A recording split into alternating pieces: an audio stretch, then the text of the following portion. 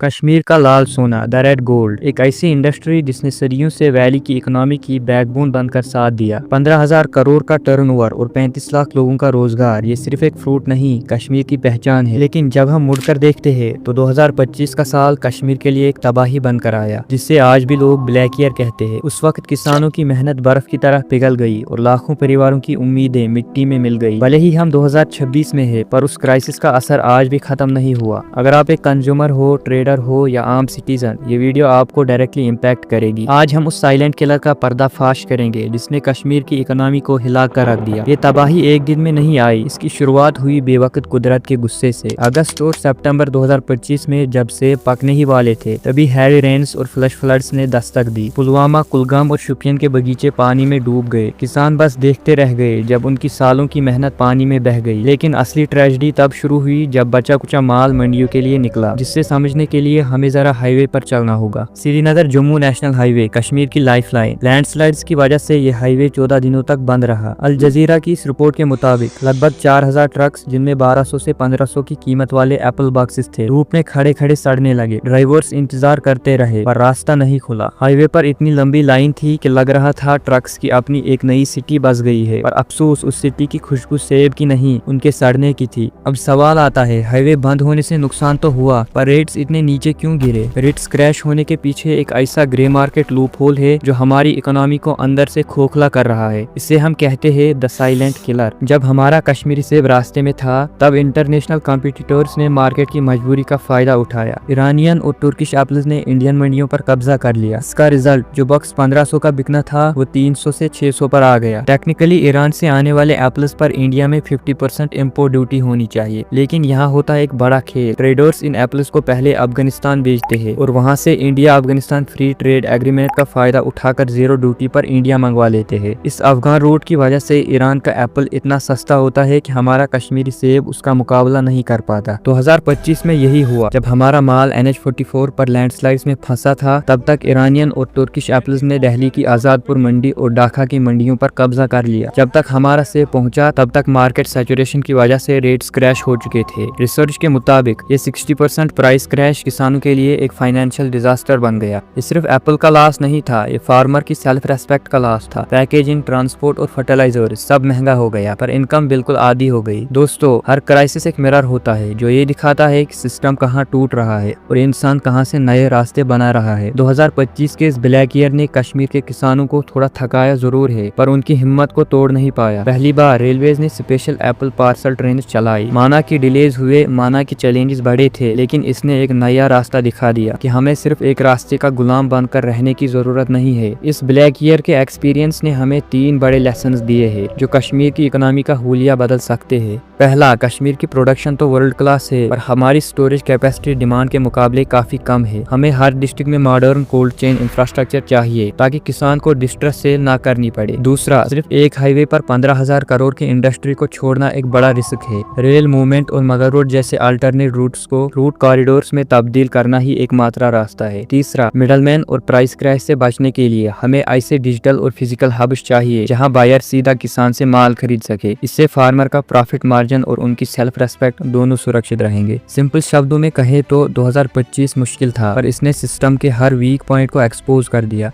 अगर आज हमने इन गैप्स को भर दिया तो 2025 का ये लॉस कश्मीर की फ्यूचर स्टेबिलिटी की फाउंडेशन बन जाएगा। इकोनॉमी का गिरना एक चोट है जो वक्त के साथ बढ़ जाएगी, लेकिन कुछ जख्म ऐसे होते हैं जो सदियां बीतने के बाद भी ताजे रहते हैं। कश्मीर की इस मिट्टी ने सिर्फ एप्पल्स नहीं उगाए, बल्कि अपने सीने में ऐसे राज दफन किए हैं जिन्हें सुनकर रूह कांप जाती है। क्या आपने कभी 1966 के उस खौफनाक खूनहीन प्लेन क्रैश के बारे में सुना है? एक ऐसा हादसा जिसने कश्मीर के बर्फीले पहाड़ों को एक कब्रिस्तान में बदल दिया था। एक ऐसी ट्रेजेडी जिसे शायद ये दुनिया भूल चुकी है, पर वो पहाड़ आज भी उन चीखों की गवाही देते हैं। कश्मीर की उस दर्दनाक राज को जानने के लिए स्क्रीन पर आ रही इस वीडियो पर क्लिक करें। मैं आपका वही इंतजार कर रहा हूँ।